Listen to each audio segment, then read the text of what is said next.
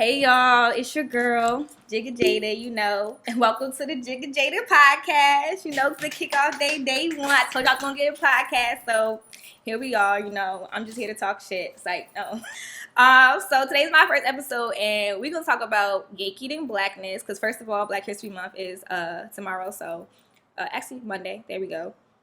So that's what we're gonna start with. And also I just feel like this week in the media, it just been a lot of like back and forth, like what the fuck going on between DaniLeigh. I done made a tweet about Fat Joe that went viral, so everybody been talking about Fat Joe for the last week on my timeline. Then I Mixed-ish and Blackish, I think their premieres today. Everybody like, what the hell is going on with these shows? I feel like when it first came out, everybody was like, oh, Tracy Ellis Ross, this is cool. But then like I feel like now it's been like a couple years going by. We like picking it apart, like what's going on, what's the problem. So I'm like, okay, let's kick off Black History Month. We're talking about, we gonna start gatekeeping this shit because it's getting out of hand. I think the DaniLeigh video really this week just sent me to the moon. It was the yellow bone. I'm like, but you're white, so you can't call yourself a yellow bone. And then the apology video dropped, so that's when I was like, okay, I'm about to get upset. I would say cancel her, but I've never heard a song from her before Twitter. Like I thought she was that's like a viral Twitter sensation, but apparently she's a artist. But yeah, I don't know. So we gonna go with DaniLeigh first. This is where we're gonna start. Well, first of all, you can't call yourself a yellow bone when you're white. I just feel like that's problematic. Like yellow bone is a term used in the Black community to describe someone who's a light-skinned Black person, not a non-Black person. So I'm just so confused. So I just feel like things like this wouldn't happen, and like Black people wouldn't be so upset if we as Black people did a better job when it comes to gatekeeping. And like it's hard because like we all have different viewpoints on like what makes somebody Black or what is Black and X, Y, and Z. But it's like we could tell you what's not, and it's somebody who's 20% Black, whatever, per her DNA test. I don't know why she would even upload that, but you don't even look Black. Then braids about to slide out your head. It's upsetting to me and my homegirls. Like you put them braids right in that video, so you're like, oh yeah, I'm down. Like no, we see that too. That 2A hair is finna slide out. Like just stop the madness. And I feel like it wouldn't be no madness if we gatekeeped blackness. If we gatekept blackness, like it really bothers me, like to my soul. And it's just like, even during the video, like, what are you even saying here? Like, I think she was saying, like, oh, I have a whole chocolate man. Like, is this white chick? Oh, you're the beautiful chocolate man. Like, girl, you can say that, I date a Black man. Like, are you afraid to say Black? Like, I just don't understand it. Like, and then she started to get onto the colorism conversation, and that's what pissed me off because, like, I don't understand how you can say that, like, I don't see color, and then be like, oh, I'm not a colorist. In order for you to know that you're not a colorist, you have to be able to identify and say, okay, I see, light skin, dark. There is like privilege that comes along with skin. So it's like it was really gaslighting as fuck. And then I'm just like, so you're not a colorist and you don't see color. That really gives me, I got purple friends, orange friends. When white people be like, I'm not racist. I boyfriend's Black. My kids are Black.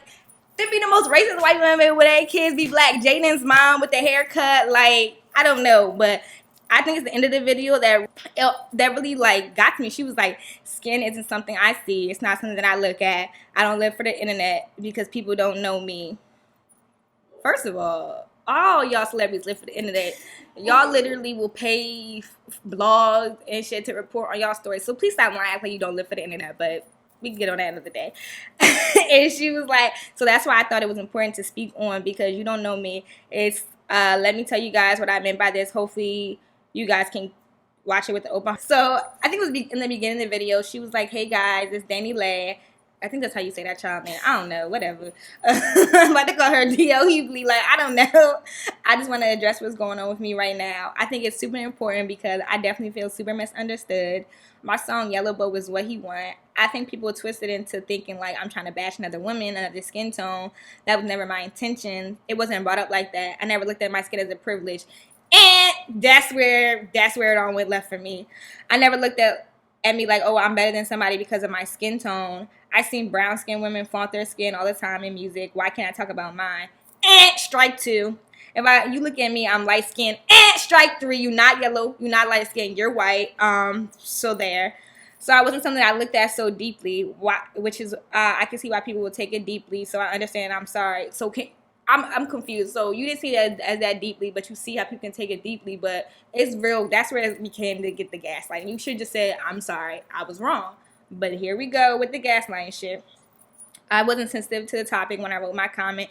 Why are the guys taking it so personal? Because it can be a personal thing to certain people because colorist is a real thing. So I do get it. But here we go. I'm not that. I'm not a colorist. I'm not a racist. I date a whole chocolate man. I had beautiful dark-skinned friends. Okay. Yeah. Hold on. And then it's more. Skin is something that I even see. It's not something that I look at. Okay. You can't, everyone has eyes that can see somebody's skin complexion and skin tone. So that's where it's like, it gives real gaslight vibes. Like you understand that certain skin complexions, colors have privilege. So the fact that you are white passing, you look white, people was putting up videos from you 3 years ago, you just like a white woman. I don't understand how you can say, oh, skin doesn't have privilege. And that's literally, everyone in society understands that whiteness equals privilege. Their skin color equals privilege. So for you to sit here and be like, oh, I don't see my skin as a privilege, that's some bullshit. But I don't know. And you have a whole chocolate man. And I think it's so funny because the internet is probably like, the baby probably telling her it's okay to just mad because you light skin, got good hair. And it's the fact that really is true. Like, I feel like, I'm not going to say that, it doesn't happen, in terms of when it's a, darker skinned man or a white man and a black woman. But I just feel like, when the dynamics are, it's a black man and, well, she's white, lighter skin, white passing, woman, white, it's like, it's different. Like, they just feel so much more comfortable with kind of inching along that line and crossing them lines where it's into, like, they feel like they're part of the black community. And it's like, no, you're not. Like, just because you date a whole chocolate man, you can say you date a black man. And, like, I had melanin friends. Like, say you had black friends. Like, I don't even understand what you was even trying to say. Like, it just made it worse because just, like, it gave gaslighting, and I don't really understand what I'm talking about.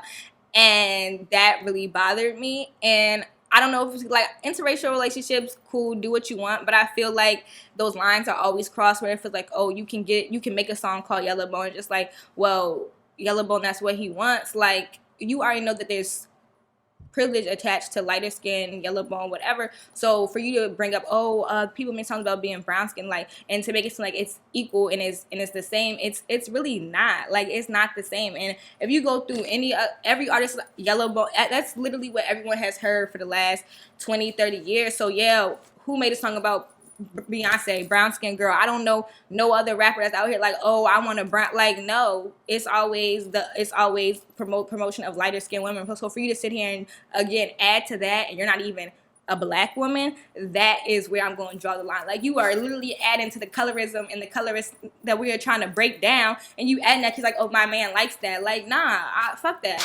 Like, I don't even understand. And you're not a yellow, you are white.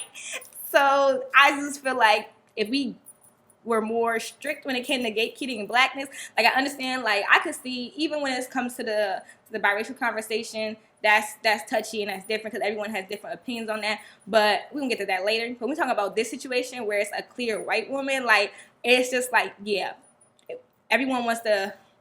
If you got like a little bit of curl to your head and a tan, people like, oh, you black. And like, no, that's a problem because white people don't even let biracial people be like, oh, you white. Asian people, they don't be like, oh, you Blasian, you get to be, you black Asian. No, you just Asian. So why do black people feel like if you got a little bit of black and you black? No, that's white supremacy. I just feel like that is adhering to ideals of white supremacy when it comes to blackness. Like, anybody that has a little bit of blackness in them, okay, let's back it up 100, 150 years ago, that was you black, because that's how white people saw you. If you got a little bit of black in you, they defined you as black. So the fact that black people are still holding on to that 1 drop, 2 drop, 20% ideals of black, like, no, we need to further define what blackness is. And it's okay for black people to gatekeep blackness and to gatekeep black culture, because harmful things like this happen. Like, little girls are always yellow, that's all they hear. Like, say somebody 4 or 5, all they see is these representations of light-skinned black women. Netflix, they tell you somebody who is biracial with 2B hair is a representation of a black girl. You got somebody who, dark skin, maybe 4C hair, and that's what she sees. She hear a song like Yellow Bone, that's what they want.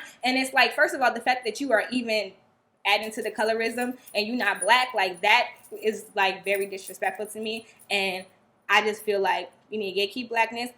You dating I don't even understand you as a black man could even let that fly, and that's part of the problem, because like, oh, she cute, so it's okay for this. And it's like, no, that's not. And that's another thing why I feel like black people don't want to gatekeep blackness, because if we get to attach our blackness to these people that are close to white, biracial, they got white in them, they look different, they're ambiguous looking, we get to attach our blackness to that, we feel like that's a badge of honor. And it's like, why? What's wrong with being black? What's wrong with not being an ambiguous black person? What's wrong with being brown skin? What's wrong with being dark brown skin? Because I don't like when people try to act like, first of all, even if you're very dark skin, you're still a shade of brown. So what's wrong with being dark brown? Like, what's wrong with that? And it's like, it's so many negative things attached to being dark skin. And it's just like, I feel like maybe if we kept blackness, we could change the colorism conversations and ideas, because it's like all these things are fueling to the fire that, oh no, this is negative views when it comes to darker skin and even people with different hair textures, X, Y, and Z. So, and earlier, I know like I was talking fast, but I mentioned representation and mixed and blackish, and like those two shows have always rubbed me the wrong way, because I feel like they wouldn't be on air, and those cast and those actors and actresses wouldn't be casted that way if gatekeeping blackness was really important to the black community and black people in general, because the creator of the show is a black man. And I think that if he understood gatekeeping, that word can never come out, gatekeeping blackness and representation that comes along with your gatekeeping blackness, they wouldn't be, like I said, they wouldn't be on air. And the only reason that they are so popular and they're getting all these Emmys and they're getting all this praise is because of the way that their cast looks, what their cast represents, and those things. If it was a show where we had a dark-skinned mom, it don't even have to be dark-skinned, clearly monoracial black-presenting black woman, a monoracial black-presenting black father, and kids, the show wouldn't be like what it is. And I have a problem when you have a show called, first of all, what is blackish? What is the meaning? I don't understand the name of the show to this day. But if this is supposed to be a black family, representation of a black family, and I'm looking at it, and it's two people on the show are black in the family. I'm not talking about the parents. The father and one of the twins is black, and everybody else is a biracial person. Ooh, this is the representation of blackness. This right here. What is that? Because my black family doesn't look like that. And I'm sure there's a lot of black Americans who black family don't look like that. So like, this is harmful to the reputation of the black family and black people, and it causes erasure. Like, it's not even just mixed and blackish that are like that. Like, if you go to any Netflix movie, like I know y'all be on the internet and y'all be on Twitter, and y'all hear people complain about representation, and they make a joke about it, like, oh, if you want every black film on Netflix is brown paper bag test. Like, no, it really is. Like, if you gonna produce a show on Netflix, I feel like they really bring a brown paper bag. Like, you gotta be tan, you gotta have the 2A, you gotta have loose curls, and that's where it's coming from. And blackish and mixed they're contributing to that narrative that, okay, this is the reputation of black people, because we don't gatekeep blackness. So we identify as somebody who is biracial or who has, 30, who is not a monoracial black person. They still are black. So we get to say that this is representation, because we know the black community still identifies with these biracial and people who got 30% black in them, and people who don't have two black parents, people who are not monoracial, they still get to be black. So they get away with doing proper representation when they do things like, okay, have a cast full of biracial people and say this is a black family. So that's why I feel like gatekeeping blackness is important. We would have better representation, more representation if we were like, no, this you don't get to have somebody who is a biracial and pass that off as the representation for black people, black women and black men, because like, especially if they're not black presenting, like that really is something that I just don't understand, how you can say someone is black and they're not even black presenting. Like, as much as race is a whole bunch of things. It's biological, it's how you look, but a big part of it is how you look. So it's like, how can you even have these people who they had 2 black parents? Like, these kids are clearly biracial, clearly mixed up with something. So it's like, how can you even say, oh, this is the representation, because we know that they got, some black in them, so there you go. So I feel like that is why you have people like DaniLeigh, like, oh, well, she might not be white, so boom, she get to say that she black and the yellow bone. Like, excuse me?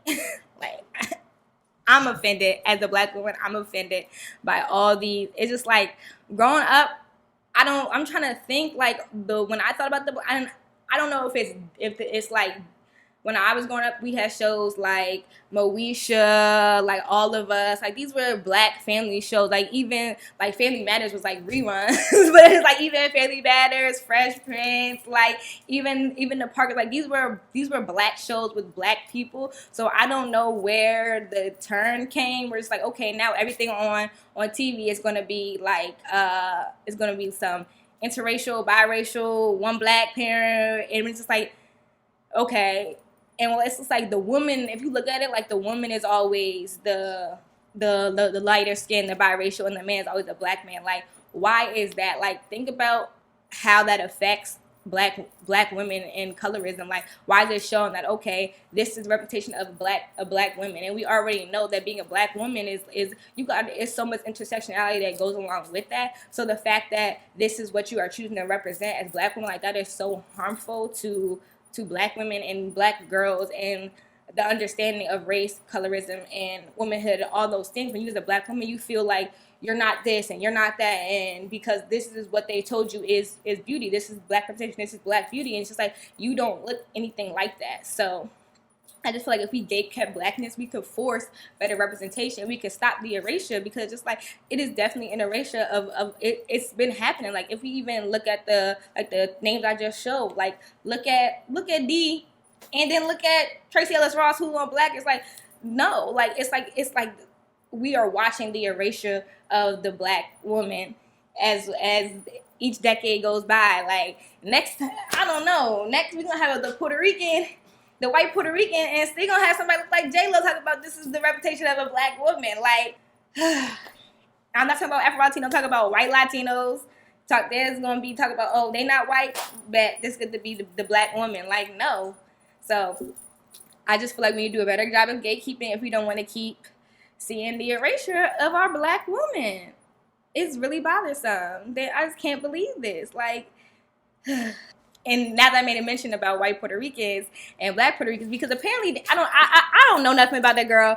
I just figured out who she was when she started the Yellowbone music video. So I don't know, but when during a Keisha Cole and Ashanti verses, where they kept us waiting for 3 hours and 35 minutes, and they kept playing all these musics, I heard Fat Joe, and I was just like, and I'd be on Twitter talking shit. I was like, and I was drinking, so I was like, let me just throw some on the fire.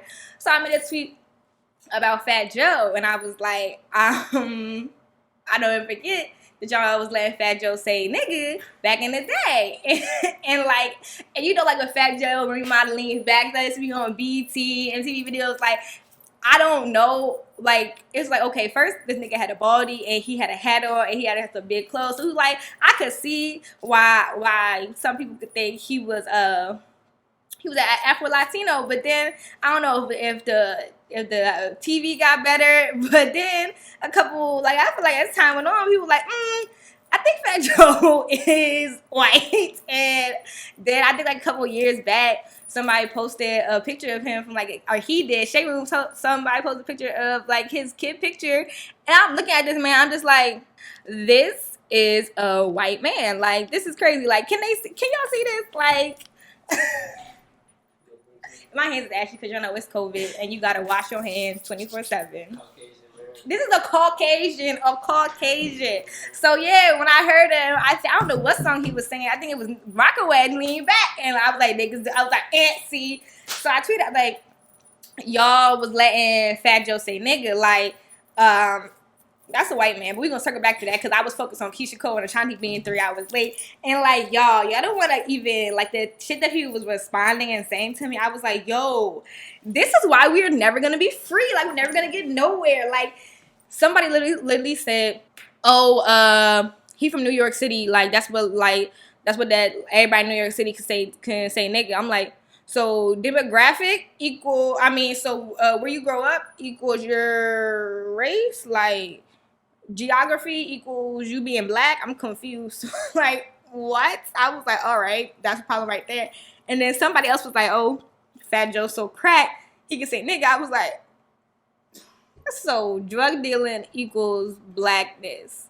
And then somebody like, oh, he grew up poor. I was like, so being poor, are you comparing being poor to black? Is black, that's what I'm saying. Like, y'all, these ideals that people have about blackness are like so intertwined with white supremacy. Like, that's really a problem. And that's why I'm saying like these one drop rules and that all that shit is connected to white supremacy. Because when you say things like being poor, growing up in the hood, and selling drugs, first of all, white people do drugs.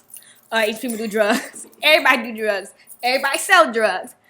People be poor. White people be poor. Like, people be poor. Like, so I don't understand why you really think that being poor, growing up in the hood, and selling drugs equals being black. No. Being black equals being black. There's no euphemism for being black. Like, it's not, oh, no, this is black because you, like, all those things that I just mentioned are connected to what white people have defined as being black. So if that's your relationship to blackness is defined by whiteness, yeah, you can say things like, oh, but look at what you're saying when you say that about blackness. You're saying all these things are these negative things in society that you are connecting to blackness, and those are the things that you're connecting to, and you're saying, oh, if you go through this, that makes you black. Like, no, it's like you are really dehumanizing and blackness, and you're really disrespecting blackness as a whole. Like, you're really minimizing it to these struggles. Like, you're saying being black is just struggle. Like, no, that is not. Like, black culture it's a beautiful thing. Black skin, black hair, and our ancestors, like, that is beauty. It's not living in a rough life or living in a rough neighborhood. Like, white people live in the hood. White people live in trailer parks. Like, every people that's a people problem. Being poor, the people, like, that is humanity problems. All those things that people were saying, oh, this is why he could say nigga, or he can identify as black because he did X, Y, and Z. That is honestly ridiculous. And I just feel like you really have to unlearn these things that the world tells you about what being black is. And that's why I'm saying we need to do a better job of educating ourselves about blackness, and then go on and say gatekeeping blackness, because, like, I'm offended. Like, I'm offended by you saying that my beautiful black history, black people, black parents, black culture, black food, black hair, black style, all that, it can be minimized to something like, oh, you sell crack, you live in section 8, oh, bet that's being black. Like, excuse me? Okay. That's a white man, and I don't understand as black people why some people, black people, I'm not gonna say it's all black people feel comfortable that these struggles are relate to blackness, but that's really a problem, and we need to unlearn that. And I just feel like when we unlearn that, then we'll do a better job of gatekeeping blackness, because it's not a good look. Like, and this is like black people arguing me, telling me I'm wrong. A black person that 2 black parents. My ancestors was slaves in the Caribbean. My dad's Jamaican. Like, you telling me that I don't get to be like, it's a problem with a whole white presenting Latino saying nigga and because he sold drugs. Okay. I'm mad now. That's why I'm always talking about gatekeeping blackness, because, like, I'm pissed. I just don't really understand that. And it's just like, I think also we need to, people need to start teaching their kids about the difference between race, ethnicity, and nationality, because, like, again, like I said, I'm Jamaican. My Jamaican family is black. Those are black people. So people be like, oh, I'm Puerto Rican. What that mean? I don't understand. Like, I don't get it. Like, oh, you could be a white Dominican, you can be a black Dominican, but you can't like, oh, I'm Dominican, like, what is that? So I feel like we also need to have a better understanding of that. And then maybe when it comes to, we need to understand that there's such thing as Afro Latino and white Latino and indigenous Latinos, and like, just because someone is not from England does not mean they're not Caucasian. Like, I'm confused. Like, and it just is crazy because you see people say these things and it's like, you know, that don't, like, race and ethnicity or race and nationality are not synonymous. Stuff like that also goes into gatekeeping blackness, because people be like, oh, DaniLeigh, she from, what they say, I think she's from she Latino, but clearly she a white Latino, because like I said, that braids was slipping out her head, and that video that they put up from her when she was doing that was like a white woman. I don't know what she might got. I don't know what's going on. So yeah, those like, I don't know. Every week it's just like, it's just something where it's like, oh, somebody else want to be black today. Like, oh, we got a new person who want to be black. Like, I don't get it. I don't get it, because it's like, it really gives culture vulture, but it's so much deeper than that. And I feel like everyone would be like, oh no, it's like we should be happy that they like our culture so much. And no, why? We don't need them to like our culture so much. We don't need that. Why should we be happy that somebody is stealing from our culture? And it's like, even if we get into the whole, when it comes to like, everybody is getting these asses, these lip injections, and but it's like, these white women are profiting off of what black women get dehumanized for. And like, I always make the comparison when it comes to Kim K, when it comes to Serena. Serena got an ass, Kim K got an ass. They was calling Serena a man and saying she was big and fat, and just saying they compared her to Sarah Bartman, and Kim K got $800 million because she got an ass. So that's what I'm talking about. Like, those things, that's why it's so important to uplift black women and have them have representation. They don't have eraser, because because it's like, society already does that enough. Like, black women never get to be comfortable. They never get to they can't be comfortable in their bodies, but people can be so attached to our culture, they can just steal, and then profit off it. And that same black woman is being dehumanized for who she is as a black woman. Like, it just doesn't make sense. So it's just like, that's why I'm just so like, we really have to hone in on these ideas and why we have these ideas and we construct these ideas about blackness. So enamored with non-black people attaching themselves to our culture. Like, why are we so enamored with that? Like, I just don't get it. And I also think it's a problem when, and I understand biracial people, yes, they have a black parent, but you also have a white parent. So when it comes to the argument, they're black, okay, they're also white. So why is it that it's never, white people are not sitting here having discourse about, oh no, these are white people. We don't care if they have a black parent, these are white people. But then you see black people in great numbers trying to claim mixed people who, and we're going to keep it a buck, black Americans. So if you Black American, you know, we all descended from slaves, and we know how that works out. So me as a Black American and you as a Black American, don't act like you yourself are 100% black. Most black people are between 85, somewhere with that blackness. So it's like, you already not 100% black, and then your mother or father is 100% white, mostly white. So you're more white than anything, but yet here come black people. Oh no, this is a black person. Why do we have to define them as being a black person? That contributes to a racism. And then it's like, these biracial people, they don't even identify. Like, Loves and Dated Death, but she was saying, I think she did an interview like a couple years ago, and she was like, no, I'm biracial. Like, I don't identify as being black. I don't identify as being white, because I am both. I am biracial. But black people like, oh, this black woman on the cover, this black woman. Why? She doesn't even identify as a black woman, but you were trying to attach it to her because you feel so much happiness and power when it's like, oh, this woman, she looks like this, so she's black, because we get to know why are you enamored by this? Because she's biracial, and you find beauty in that because she has, you know, these her hair looks like that, her feature that, her skin. Like, I don't understand why you feel like as a black person you have to claim her to be black. I don't get it. And then it's like people like Mulatto. The name bothers me a lot. And it also bothers me that she was on that same type of time. Like videos always come up, and she's like, oh no, I'm not black. I'm not a black girl. I'm biracial. Like, okay, cool. But right now, though, your whole audience is black. And it's just like, I don't even understand how you grow up saying and thinking you have a white mother, you don't claim to be black, but it's like then you get to, because black people are so like, yeah, anyone by you black, you get to profit off of your whole fan base is black. I mean, I like your song too, girl, but I was still gonna be like, I still see a problem with that because I don't understand how it's just like everybody gets to be black. If everybody's black, nobody's black.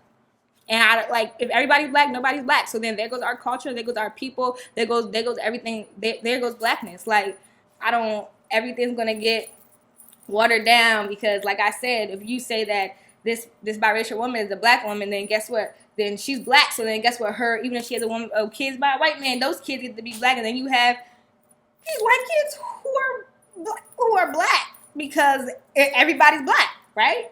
So it's bothersome. Especially, I don't want to tell nobody that, oh, people always be like, I can't tell anybody what to define. Yeah, you can, because if you're not black, you're not black. So it's not, I don't understand why no other culture has any problem with doing that, no other race. Like I said, Asians don't have a problem be like, you're not Asian. White people don't have a problem. White people damn sure got a problem be like, you're not white. So why that black people feel so much guilt and gatekeeping blackness? Like, it's like we feel guilty about, you know, this is ours. This is what we are.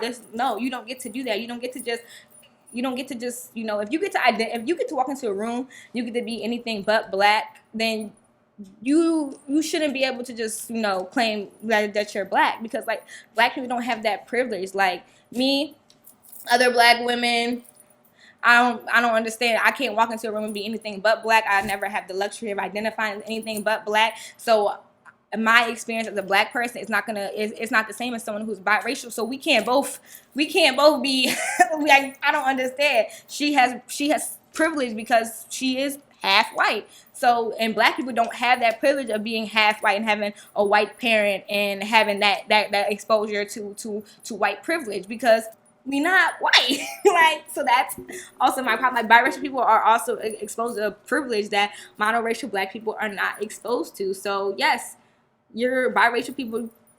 Yesterday, Kiki Wyatt, child, talking about, oh no, black people are other people that are oppressed. Biracial people are oppressed too. Like, this is, biracial people they do not have the same experiences monoracial black people. Like, honestly, I didn't know Kiki Wyatt was biracial. Like, I just thought that she was light skinned. I think maybe I gotta check myself, because that's also part of the problem. Like, anybody that is light skinned, oh no, we just gonna assume they black, when that is a whole biracial woman. As you can see, she acting like it on the radio, screaming biracial people. No, we got our issues too. Like, black people that are oppressed. Like, woman, are you good? But it's just like, no matter how much we might think she black, she has had that biracial experience, and that's why she's 40 years old talking about biracial people are oppressed and comparing that to black oppression. Like, so it's like, no matter how much we try to take these people, and anyone who gets, I just like, and black people be like, oh, white people not going to accept you as white, so come over here, you get to be black. And like, we really have to stop doing that. Like, we really do. It's misrepresentation, it's erasure, it's so problematic, because then you get DaniLeigh and Fat Joe's and blackish and mixedish. Like, what the hell is that? What is even blackish? Like, either you black or you not. What is blackish? What is it? What is it? What is the ish? What is the ish? I don't understand it. I don't get it. And it's Black History Month, so don't mess with me this month. I'm on Twitter, Black Power every day. Like, putting up Stokely Carmichael clips. Don't leave me alone. Like, no. I don't know. Yeah, that's how I feel about this. So I just feel like the Black Council, I don't know, we need to have like a meeting, all black people in the world. I mean, in America, we need to sit down and be like, yo, this is what we going, this is blackness, this is not, we're not letting this shit happen no more. It's gone too far. It's gone too far. I just feel like it's gone too far. Like, and I honestly, like, wholeheartedly, all these examples, like I said, they all stem from white supremacy, and we have to really unlearn these ideals that we have about blackness that we have pulled generations have pulled from white people. Because we look at it, where's the root of this? Where did we get to this defining that this is what black is? Like, we have to start redefining what being black is and what being a black American is. We have to redefine it away from white supremacy, away from white eyes. We have to do that. And then I feel like we will be better off as a people. Like, as I talk about black capitalism, I'm just like, because they are still attaching themselves to ideas of white supremacy. So it's like, if we are still identifying blackness with these layers of white supremacy, we're not going to be successful as a people, as a togetherness. So that's how I feel. No, but honestly, it's not to be offensive, because I feel like people be like, oh, you want to hurt nobody's feelings by telling a biracial person they're not black. I don't give a fuck about hurting nobody's feelings. Like, black people, nobody don't give a fuck about black people's feelings ever. Nobody gives a fuck about how black people feel ever. Like, it's always just like, oh, we don't give a fuck. Like, DaniLeigh didn't feel like she was gonna be offensive to dark skin women by making a song called Got a Little Bone. Like, Kenya Barris didn't think I was gonna be offensive by making a show called Blackness and Mystic and having the representation be somebody that is a biracial person with loose hair and lighter skin and privilege. Like, no one cares about that. No one cares about the darker complected black women, darker complected black men, and their struggles. So it's just like, why do we have to be so sensitive about these people who have privilege and access to society that we don't have? We don't have to be nice when it comes to our culture. We don't have to do that. We don't have to be nice. We don't have to let everybody in. No, stop doing that. Stop. Okay, I'm done my rant. Okay, well, that was this episode of, JiggaJadah's podcast. Check me out. I'll be back in another 2 weeks. Thanks for joining me on my launch party. Woo, COVID launch is just me. Y'all have a good one.